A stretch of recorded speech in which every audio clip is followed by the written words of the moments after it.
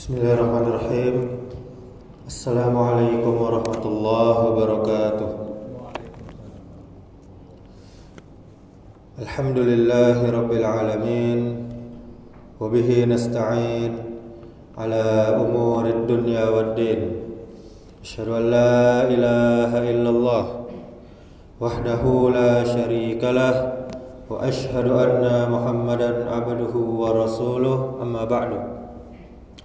Alhamdulillah, kembali kita bersyukur kepada Allah Subhanahu wa taala atas segala nikmat yang Allah berikan kepada kita.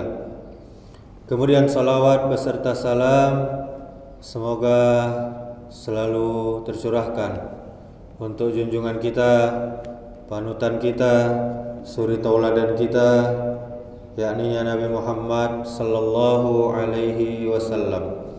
Allahumma salli wa sallim wa barik ala Muhammadin wa ala alihi wa ashabihi ajma'in.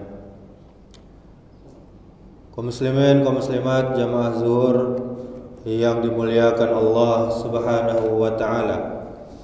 Setiap kita akan berada di antara tiga waktu yang sama. Allah Subhanahu wa taala adalah sebaik-baik pemberi waktu. Allah Subhanahu wa taala adalah sebaik-baik pemberi modal. Kemarin, bahkan tahun-tahun kemarin, setiap kita diberi modal yang namanya yang sama, yaitu setiap harinya kita punya modal 24 jam. Dan belum pernah terjadi di antara kita yang diberi modal lebih dari atau kurang dari 24 jam per harinya. Tapi dengan modal yang sama tersebut ada yang untung dan juga kebalikannya, ada yang rugi. Sungguh mereka yang beruntung adalah mereka yang bisa memanfaatkan waktunya untuk mencari bekal, agar jika terjadi pindah mendadak, maka rumah abadinya, yaitu di alam barzakh nanti, insyaallah aman, nyaman, makmur, serta selamat dari fitnah kubur. Kaum muslimin, kaum muslimat, jamaah yang dimuliakan Allah Subhanahu wa taala. Boleh jadi masih ada di antara kita pada masa-masa tahun yang lalu atau tahun kemarin, tahun ini, bulan kemarin, bahkan kemarin sekali, kita masih ada yang asyik-asyiknya bermaksiat kepada Allah Subhanahu wa taala. Masih ada yang zalim kepada sesama, atau bahkan masih ada di antara kita yang menyakiti orang tua kita. Boleh jadi di antara kita masih ada yang sering meninggalkan salat fardu, meninggalkan puasa Ramadan. Boleh jadi masih ada di antara kita yang masih dengan senang hati menerima sesuatu yang haram, baik makanan, baik minuman, ataupun pakaian. Dan juga boleh jadi masih ada di antara kita yang suka berbohong, suka mencela, menghina, memfitnah, dan bergunjing. Mari sama-sama kita taubatkan dosa-dosa tahun ini, tahun kemarin. Mohon ampunan kepada Allah, beristighfar, dan bertekad di dalam hati, berjanji tidak mengulangi lagi. InsyaAllah kita akan mendapati ampunan Allah Subhanahu wa taala jauh lebih besar daripada dosa-dosa kita yang menggunung.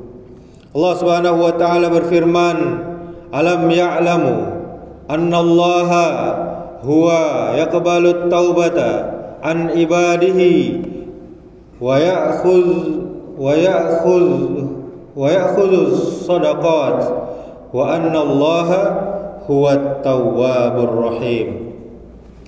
Yang artinya tidaklah mereka mengetahui bahwa Allah Subhanahu wa taala menerima taubat hamba-hambanya dan menerima zakatnya, dan bahwa Allah Maha penerima taubat lagi Maha penyayang. Surah At-Taubah ayat 104. Jemaah yang dirahmati Allah Subhanahu wa taala, hari ini, tahun ini yang tinggal beberapa waktu lagi kita nantikan, 1446 Hijriah akan berakhir, berganti dengan 1447 Hijriah. Mari sama-sama kita bercermin.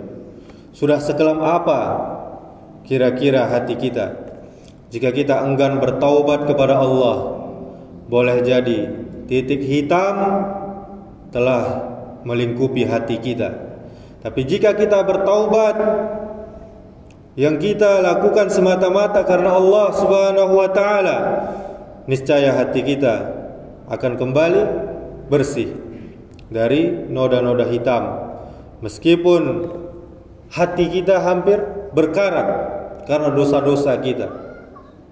Mulai kita hindari diri kita dari pergaulan, dari lingkungan yang menyebabkan kita bertambah jauh dari Allah Subhanahu wa taala.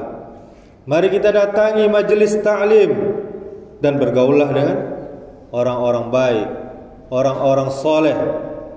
Jangan pernah merasa malu untuk meninggalkan maksiat.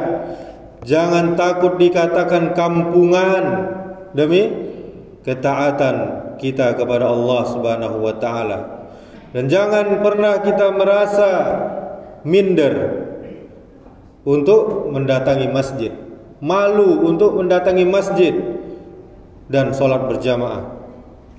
Biarkan apa kata orang, biarkan apa kata teman lama yang selalu menyita waktu kita. Tetaplah bertegur sapa, karena mereka sesungguhnya tinggal menunggu hidayah. Jemaah yang dirahmati Allah Subhanahu wa taala, yang terakhir adalah esok.